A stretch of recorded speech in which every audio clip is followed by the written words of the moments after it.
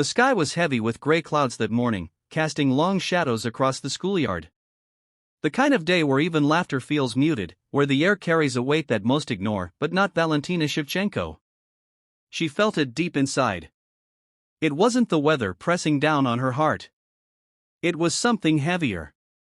Something that had followed her for months. Valentina sat alone on the wooden bench near the basketball court, her backpack clutched tight to her chest, her eyes fixed on the cracks in the pavement. Children ran past her, chasing after each other with shrieks of joy, their sneakers squeaking against the wet ground. To them, the day was ordinary. But for Valentina, ordinary no longer existed. Every step she took on campus came with the dread of what was waiting for her. You see, Valentina wasn't weak. She wasn't fragile. She wasn't the shy girl everyone thought she was. In truth, she was stronger than even she realized. At home, her life was disciplined, structured, filled with early mornings of martial arts practice before dawn. Her mother had raised her on principles of respect, patience, and resilience. The greatest battles, her mother always told her, are the ones fought inside, between your anger and your peace. But at school, none of that seemed to matter. All they saw was a girl who kept to herself. A girl who rarely spoke. A girl who walked with her head slightly lowered, as though trying to disappear into the crowd. And to the bullies, that made her the perfect target. The bullies. There were 4 of them, 3 boys and 1 girl.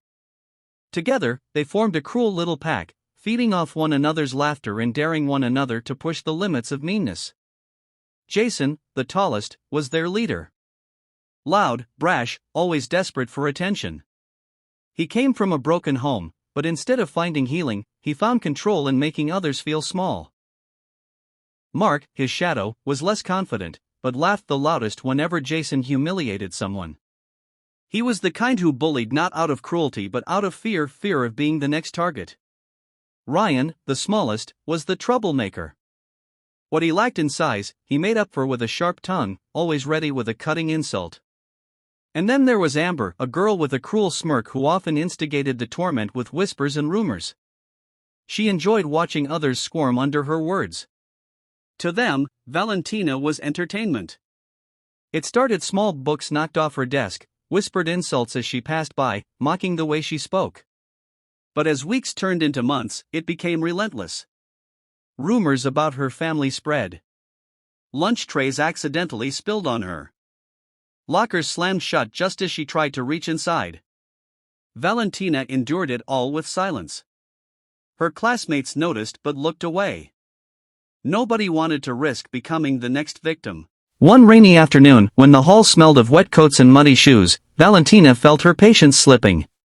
She was gathering her things at the end of class when Jason blocked her path. "Where you running off to, silent girl?" he smirked. Mark and Ryan flanked him, while Amber leaned casually against the wall, arms crossed, watching. Valentina didn't answer. She adjusted her bag on her shoulder and tried to step around him. Jason shoved her lightly back. No. We're talking to you." Ryan snickered. "Yeah, maybe she lost her voice. Maybe she's a mute." Mark chimed in, "Or maybe she thinks she's better than us." Valentina swallowed hard, keeping her composure. She bent down to pick up the notebook Jason knocked from her hands. But as she did, Ryan noticed something fall out of her bag, a small silver pendant on a thin chain. He picked it up, dangling it mockingly. "What's this? Your little good luck charm? Looks cheap." Valentina froze. That pendant wasn't just jewelry. It was her grandmother's gift, something sacred, something tied to her family's roots. "Give it back," she said, her voice steady but quiet. Jason grinned. "Or what?" And with a cruel laugh, he dropped it on the floor and pressed his shoe against it. Something inside Valentina shifted.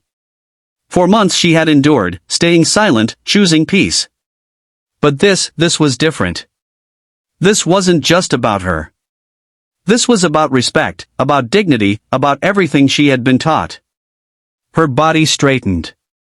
Her eyes, usually soft and distant, locked with Jason's.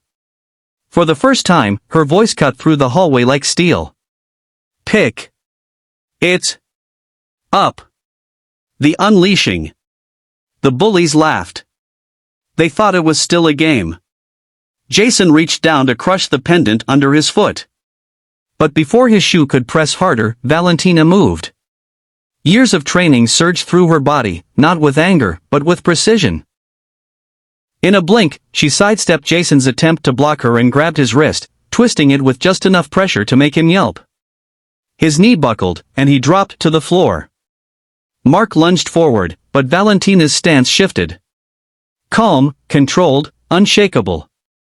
She redirected his momentum, guiding him into the wall with a thud that knocked the air out of him. Ryan tried to charge from behind, but Valentina spun, her foot sweeping just close enough to trip him, sending him sprawling onto the floor. Amber froze, her smirk gone. She tried to shove Valentina, but her shove met a wall of discipline. Valentina blocked effortlessly, then stepped back, her gaze steady and unwavering. In seconds, the bullies were on the ground, wide-eyed, trembling. The hallway echoed with their gasps and whimpers. "Please, don't hurt us," Jason stammered. Valentina bent down, picked up her pendant, and slipped it back into her pocket. Her voice was calm, almost gentle. "I never wanted to hurt you. But strength isn't about making others feel small. It's about protecting what matters." And with that, she walked away, her steps measured, her dignity intact. The aftermath. The story spread through the school like wildfire. Whispers filled the halls. Students who had once turned away when Valentina was mocked now looked at her with awe. They had witnessed something extraordinary, not a fight, but a demonstration of real strength. The bullies, once feared, now carried the weight of their shame. They avoided Valentina, but not out of fear of her fists, out of respect for her composure. For the first time, they saw how empty their cruelty had been. A week later, Jason approached her. His voice cracked, his hands stuffed in his pockets. I'm sorry," he muttered. "We were wrong. I was wrong. You didn't deserve any of that." Valentina studied him for a long moment, then nodded. "Apology accepted. Just don't repeat it with anyone." From that day forward, the bullying stopped. The message. Valentina never bragged. She never retold the story for glory. She continued her life with quiet strength. But those who saw what happened never forgot. She had shown them that silence doesn't mean weakness. That kindness isn't cowardice. That when paired with discipline, patience is the greatest power of all. And her story became a quiet legend, a reminder that the strongest people are often the ones who fight not to hurt, but to protect. Closing call to action. Friends, if Valentina's story inspired you, let me know your thoughts in the comments. Have you ever been underestimated because you stayed silent? Have you ever been pushed to a point where you had to show your true strength? Share your story, I'd love to hear it. And if you want more emotional and powerful stories like this one, don't forget to like, share, and subscribe to Be Kind Always. Because in a world where cruelty is easy, kindness is the true strength we all need.